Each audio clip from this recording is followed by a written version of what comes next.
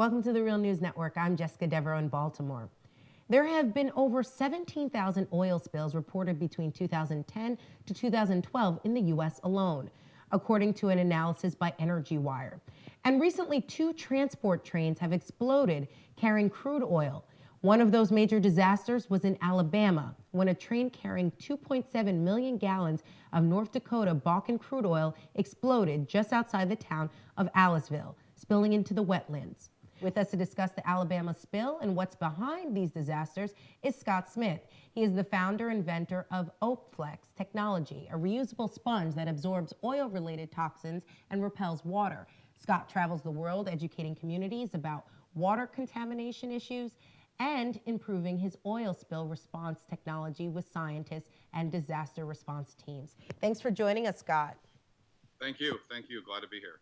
So, Scott, you actually visited the Alabama train spill site, and you also visited the spill in Quebec when that train exploded, I should say, killing people. Why do you think these accidents happen? What is at the root here? It has to do with the volatility and explosive nature of what's going in the rail cars, and there aren't any standards or documentation before it gets loaded into the rail cars. And that is causing major problems that are leading to these explosions and disasters. What kind of physical evidence do you have that would back up that claim? I went out to the Bakken oil fields myself and pumped out of the well. And this is how the Bakken oil comes out. Now, in this canister, if we were to raise the heat where I am to 80 degrees, this would start to bend. And as you shake it, the volatiles are in there. And if there's so much as a spark, it will just literally explode.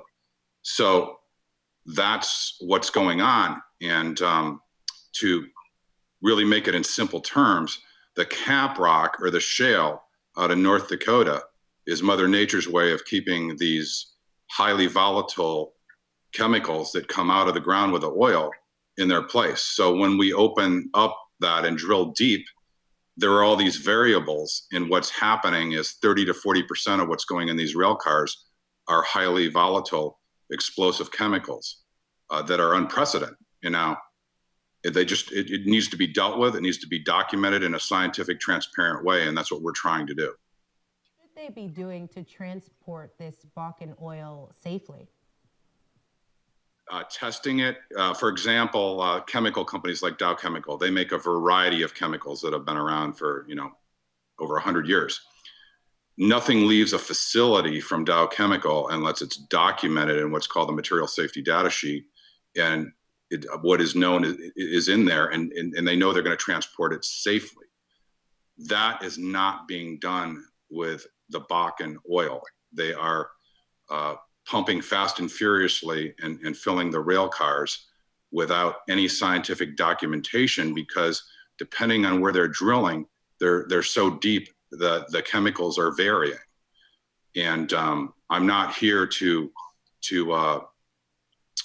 necessarily plug Enbridge, but I have to give Enbridge pipeline company credit on this one. Enbridge has gone on record raising their hands with the rail companies with, wait a minute, slow down. We're worried about these volatile explosives and no control. So Enbridge pipeline company is actually trying to do the right thing by saying, hey, let's figure out what's in this oil before we just load the rail cars and send them on their way. I can make the argument that they have a vested interest to really investigate how volatile these oils are, because the other alternative would be to use pipelines.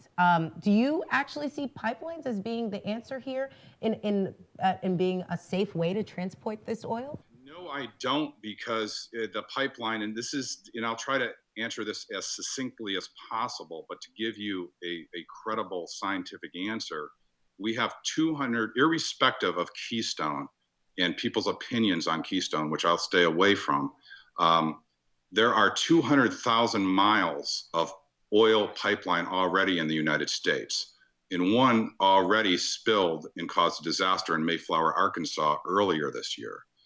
And those 200,000 miles of pipeline were built when we were just pulling purely concentrated crude without all these volatiles. So these existing old pipelines, when you have extreme weather conditions from hot to cold, and I've learned this recently from scientists I work with, some of these pipelines are fracturing because of dramatic temperature increases in all the weather conditions. And for example, when these original pipelines were not designed to, if it's the diluted bitumen, otherwise known as tar sands here, or oil sands, you have to increase the heat and then the pressure. These pipelines aren't designed to withstand that, and they are pumping that through. And whether it's Bakken crude oil with the aging pipelines or the railroads, I can't tell you that one is safer than the other. All right, Scott Smith.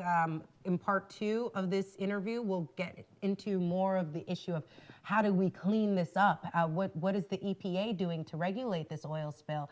Thank you so much for joining us, Scott. You're welcome. And thank you for joining us on the Real News Network.